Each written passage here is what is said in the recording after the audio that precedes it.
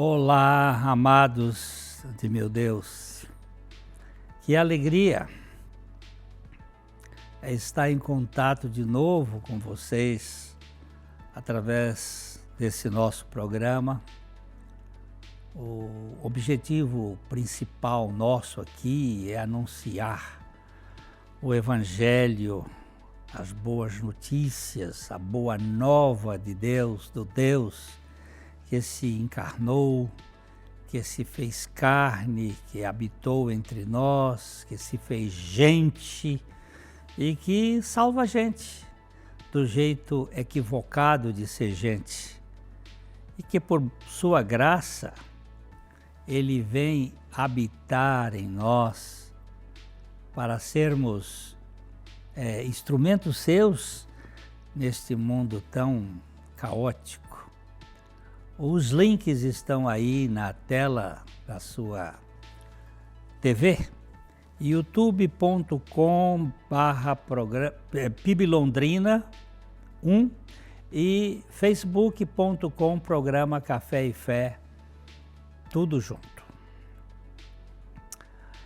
Você mesmo pode ser um aliado nosso aqui nesse programa. Nós contamos com a sua participação efetiva, com a sua colaboração, se o Senhor permitir que isso aconteça, para que esse programa ele se mantenha diante dos custos, e nós contamos com as suas orações para que Ele nos capacite, nos habilite, a fim de que nós possamos pregar esse Evangelho. E também divulgue para que outras pessoas conheçam o Evangelho e esse programa possa chegar em outros locais.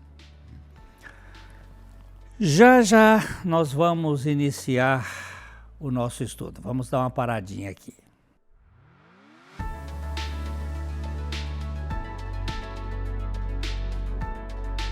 Ao Senhor teu Deus adorarás e só a Ele darás culto. Graça e paz de Jesus Cristo, amados. Hoje eu quero levá-los a considerar sobre a importância de identificarmos o que ou quem tem tentado tomar nossa atenção e tempo. Jesus foi batizado por João e depois levado pelo Espírito a ser tentado pelo diabo. Após as primeiras tentações, Satanás então o leva a um monte muito alto e mostra-lhe todos os reis do mundo e a glória deles, e lhe disse: tudo isto te darei se prostrado me adorares. Então Jesus lhe ordenou: retira-te, Satanás, porque está escrito: ao Senhor teu Deus adorarás e só a Ele darás culto. Mateus 4, de 8 a 10. Todos os filhos de Deus têm três inimigos cruéis: o mundo, que significam as preocupações, a ilusão das riquezas e as múltiplas cobiças. Também a carne, que é a tribulação ou uma perseguição por causa da própria palavra de Deus. E o diabo, quando as pessoas ouvem a palavra de Deus, mas vem Satanás e tira palavras neles semeadas. Esse texto de capítulo 4 de Marcos nos fala sobre isso. E Jesus foi tentado nas áreas de fragilidade humana. Ele foi tentado na necessidade do corpo, onde foi colocado que ele transformasse pedras em pães, ao que ele respondeu: toda palavra que procede da boca de Deus é dessa que nós precisamos nos alimentar. Ele também foi tentado na fé em relação à própria palavra, ao cuidado e ao poder de Deus, quando o diabo lhe disse: atira-te abaixo. E a resposta de Jesus foi: não tentarás o Senhor teu Deus. Ele foi tentado também na questão da ambição, quando o diabo lhe mostra todos os reinos do mundo e a glória deles, e o que Jesus responde? Ao Senhor teu Deus adorarás e só a Ele darás culto. Você pode conferir em Mateus capítulo 4. Todos os dias estamos expostos às tentações e provações para que, mediante a graça de Deus, sejamos provados e aprovados no que se refere à fé, à esperança e o amor a Deus. Em cada situação e área de nossas vidas, Precisamos considerar que o nosso Deus não dorme e não se esquece de nós. Ele é soberano, Ele é justo, Ele é amor e nossa resposta diante dos fatos mais duros de nossas vidas, assim como nas decisões mais simples do dia a dia, mostrará em que temos colocado a nossa confiança e se prostrado em adoração. Crer, confiar e descansar é fruto de um relacionamento de intimidade com Deus que nos sustenta mediante a própria palavra dele em nossos corações e a comunhão por meio da oração. Por isso é tão importante a vida na comunidade dos salvos, que é a Igreja de Cristo, para nos ajudar a mantermos nossos olhos no que realmente tem importância eterna para nós. Quando as preocupações deste mundo começam a ocupar nossos pensamentos em demasia, fica claro que não estamos confiando em Deus. Ao confiarmos em nossa capacidade e não no poder e cuidado de Deus sobre nós, deixamos de nos prostrar diante de Deus em adoração. O Salmo 115:11 diz: "Confiam no Senhor os que o temem. Ele é o seu amparo e o seu escudo." As tribulações servem para nos prensar como uvas, espremer, pressionar com firmeza. É um caminho estreitado, contraído, onde somos afligidos e angustiados. A palavra de Deus nos diz: "Bem-aventurado o homem que suporta com perseverança a provação, porque depois de ter sido aprovado, receberá a coroa da vida, a qual o Senhor prometeu aos que o amam." Tiago 1:12. O diabo, ele anda ao derredor buscando a quem possa tragar. Ele é hábil em induzir ao pecado. A sua habilidade é grande nesta área. Ele usa de nossa cobiça para nos fazer errar e pecar contra Deus. Porém, diante das nossas fraquezas, temos socorro bem presente para sermos socorridos. Porque não temos sumo sacerdote que não possa compadecer-se das nossas fraquezas. Antes, ele foi tentado em todas as coisas à nossa semelhança, mas sem pecado. Então, acheguemo-nos, portanto, confiadamente junto ao trono da graça, a fim de recebermos misericórdia e acharmos graça para socorro em ocasião oportuna. Que todos os nossos dias, do início ao fim de cada jornada diária, em cada situação e em cada decisão, nos prostremos diante de Deus em submissão e confiança, para assim o adorarmos verdadeiramente. Um grande abraço, até a próxima. Graça e paz.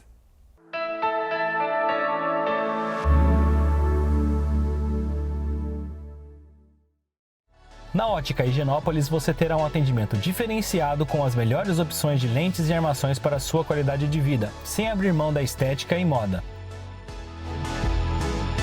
E o melhor, você não paga mais por isso.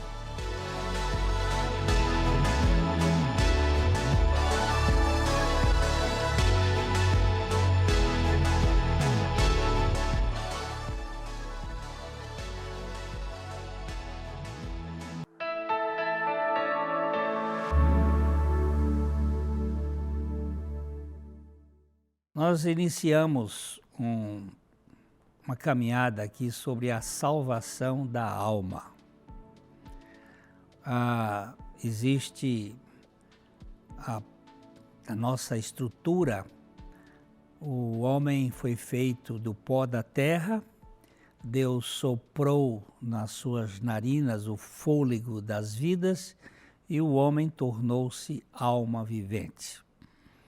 No programa anterior, nós trabalhamos um pouco sobre o Criador e a criação querendo ser como o Criador, e essa tricotomia do homem, corpo, alma e espírito, sofrendo alguns abalos. O pecado desligou a espiritualidade do homem. O homem desconectou-se de Deus. A sua alma ficou comandando e o seu corpo obedecendo o comando da alma.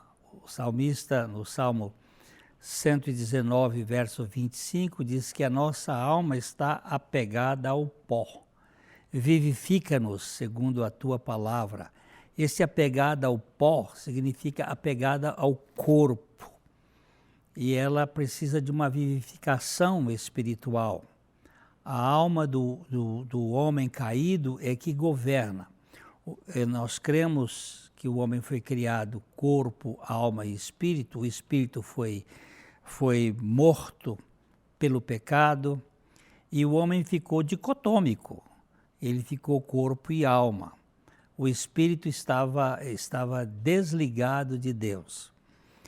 Depois Jesus veio e operou uma obra de vivificação, crucificando o nosso velho homem lá na cruz e nos dando uma nova vida espiritual pela ressurreição.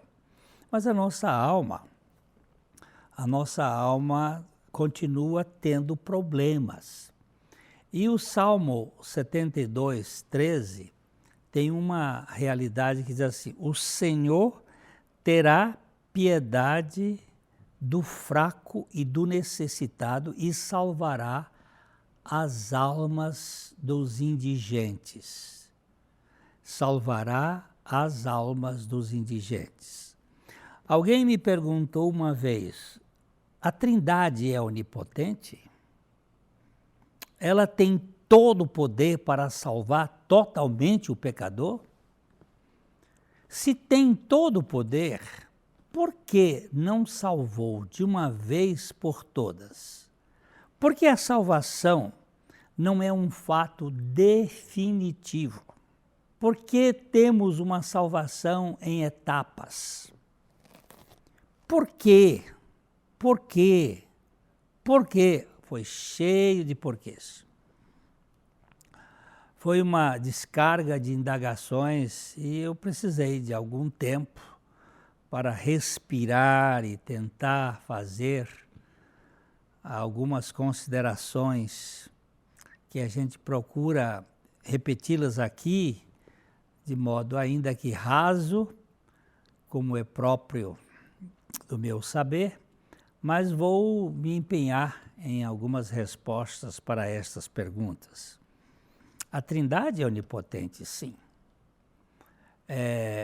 Sinto firmeza quando leio, por exemplo, Samuel Rutherford, no século XVII, dizendo: a minha fé não tem leito em que possa dormir, a não ser na onipotência de Deus.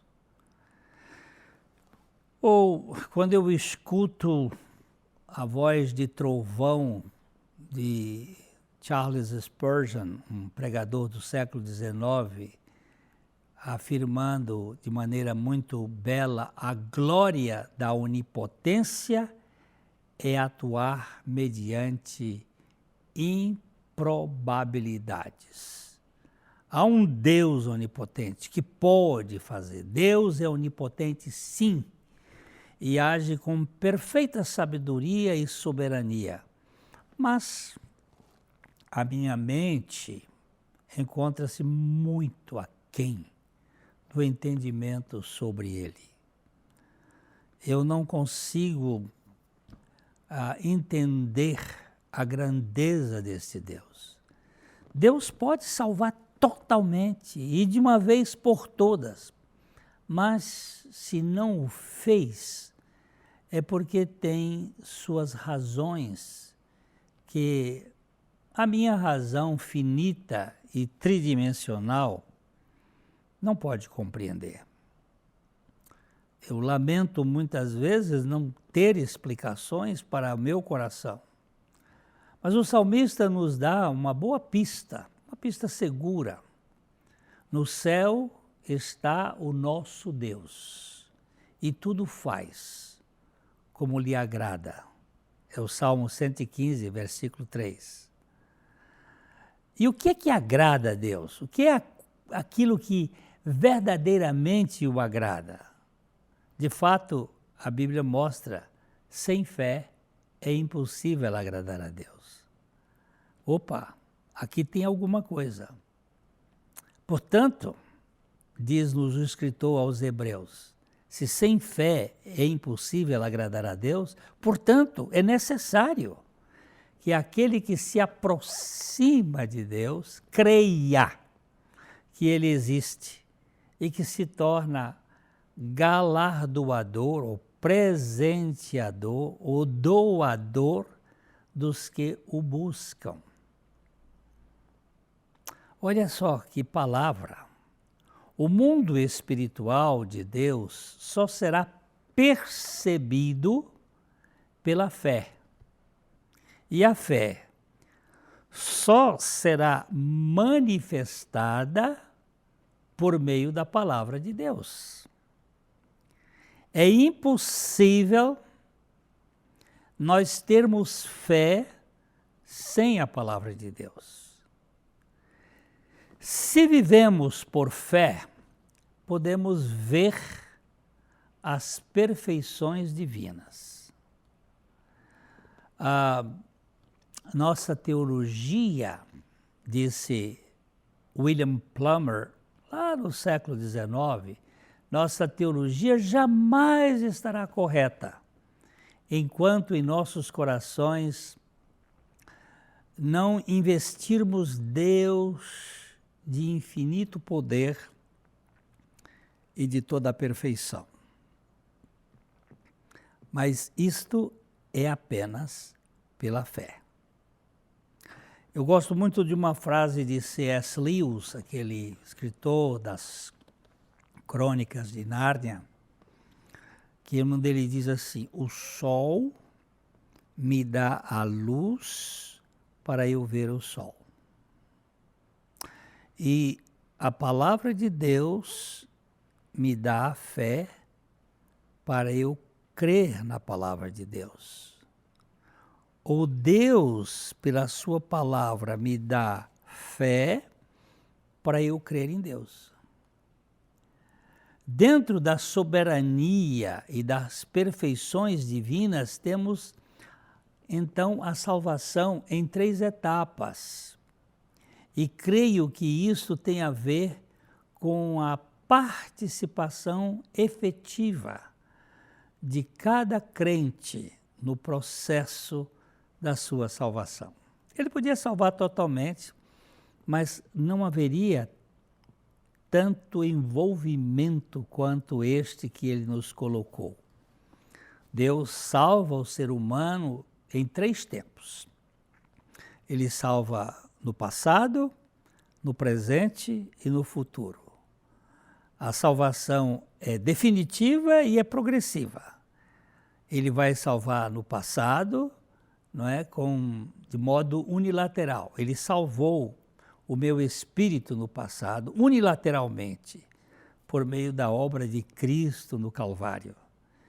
O meu velho homem foi crucificado com Cristo,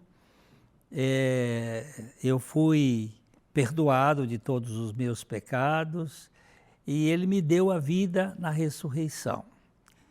Isto foi um ato monérgico, isto é, ele fez sozinho. Ele fez sozinho e realizou esta obra para que o meu espírito fosse reconectado com Deus. Mas a salvação da alma no presente é de modo compartilhado através da vida de Cristo manifestada pelo Espírito Santo, onde o crente responde voluntariamente à ação divina. Há uma ação divina e há uma reação do crente. Nós vamos dar uma paradinha aqui e logo, logo a gente volta.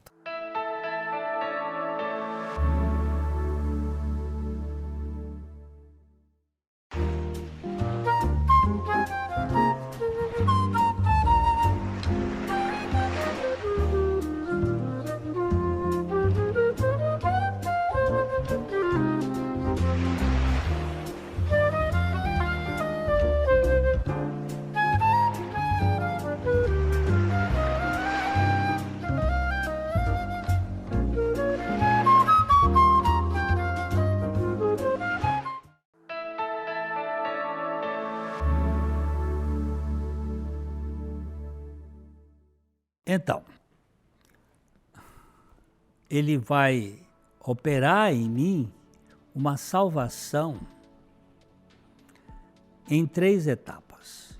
No meu espírito, no passado, pela obra de Cristo, no presente, salvando a minha alma, através da vida de Cristo manifestada pelo Espírito Santo, de modo permanente, e salvará o meu corpo no futuro. Também, de modo unilateral, quando da vinda de Cristo para buscar o seu povo.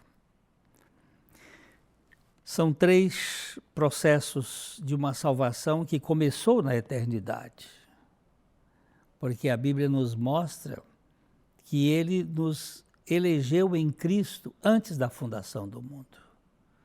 Ele nos chama, há um chamamento para que nós creiamos, e Ele nos dá a palavra e a fé para que nós andemos com Ele. A queda da raça adâmica foi um ato voluntário do ser humano, e a salvação dos filhos de Deus é um processo em que o Espírito Santo regenera o espírito caído pela graça, de modo unilateral, mas salva a alma dos regenerados de modo sinérgico e voluntariamente. Isto é, o Espírito Santo age e o crente reage voluntariamente, obedecendo a palavra de Deus e tendo alegria e prazer nesta obediência.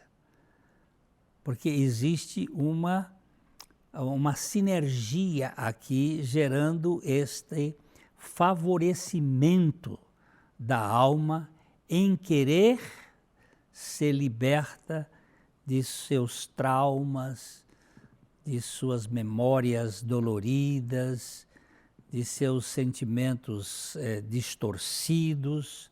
Há um processo maravilhoso de Deus. A salvação da alma é sempre progressiva.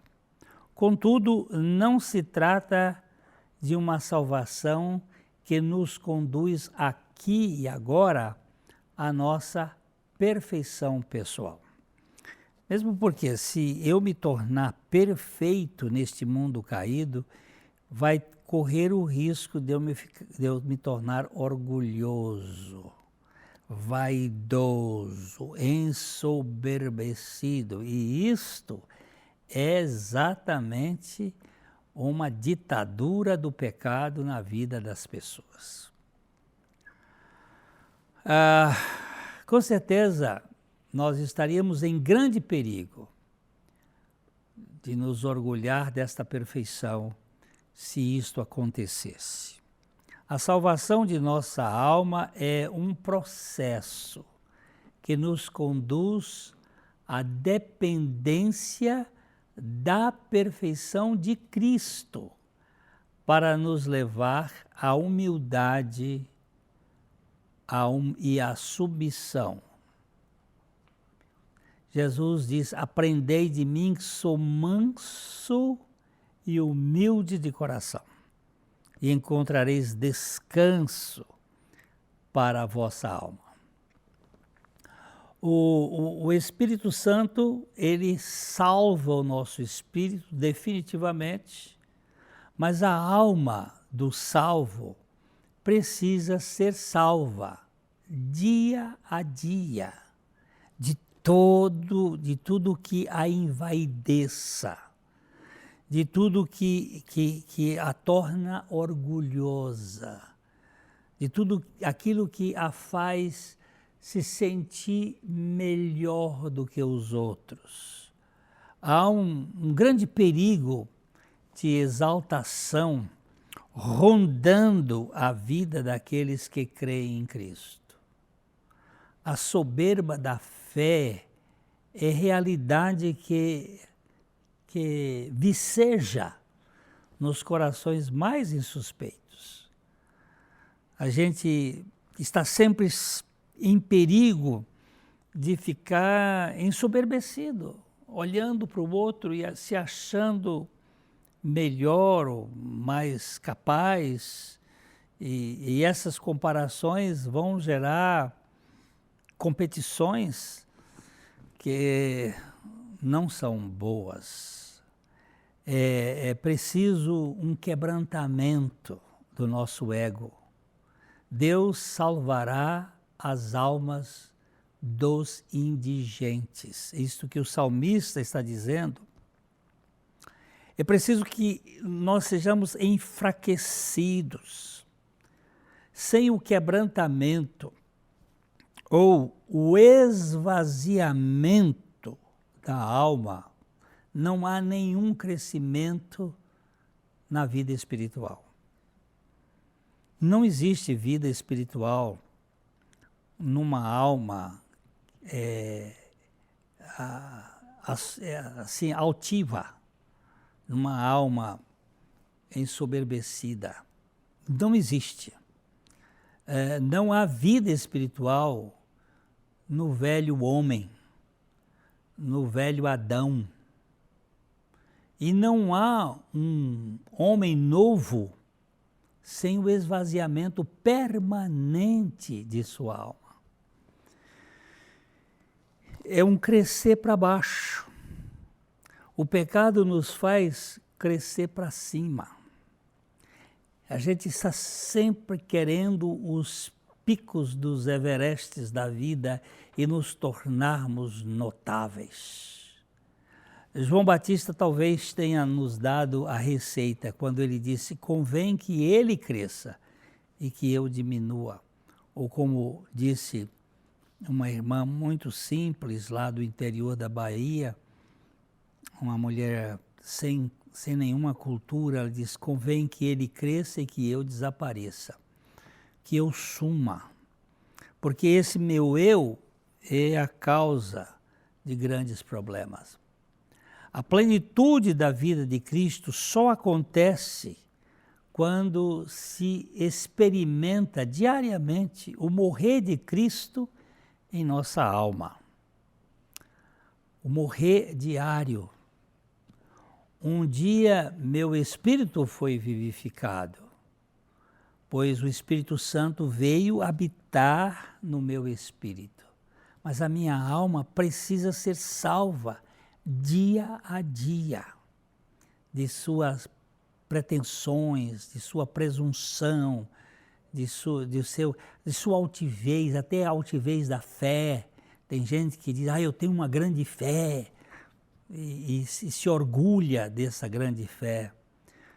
Jesus dizia a todos: qualquer que quiser vir após mim, a si mesmo se negue dia a dia, tome a sua cruz e siga-me. Lucas capítulo 9, verso 23. Esse tomar a cruz dia a dia é um processo de esvaziamento. Este levar a cruz e segui-lo é dioturno e não tem feriados, não tem férias, não tem vacância. É todo dia e o dia todo. Entretanto, só pode querer isto quem foi realmente querido por Jesus, querido por Deus, querido pelo Espírito Santo. Só pode negar-se a si mesmo quem foi aceito por Jesus Cristo. Aquele que foi aceito por Jesus, ele agora vai ganhar uma dimensão de negar-se a si mesmo para ganhar a plenitude de Cristo. Só pode tomar a sua cruz dia a dia aquele que tem a vida de Jesus em seu espírito. Este pode crescer porque a vida de Cristo vai se manifestar nele. Só pode seguir a Cristo quem for conduzido pelo Espírito Santo de modo voluntário a andar com Cristo. Eu sei que tem muita gente que está na igreja, mas tem uma alma muito dominadora, uma alma que quer comandar tudo, uma alma cheia de vontades e que despreza os outros. E esta alma precisa passar por uma salvação. Eu fui salvo por Cristo no meu espírito e eu estou sendo salvo pela vida de Cristo na minha alma. Jesus morreu e ressuscitou, eu morri e ressuscitei com ele, no meu espírito a vida de Cristo está. Mas a minha alma precisa agora ser salva pela vida de Cristo diariamente do poder do pecado. Eu espero voltar aqui numa outra ocasião para continuarmos esse estudo sobre a salvação da alma. Até lá, receba o meu abraço aqui de coração para coração.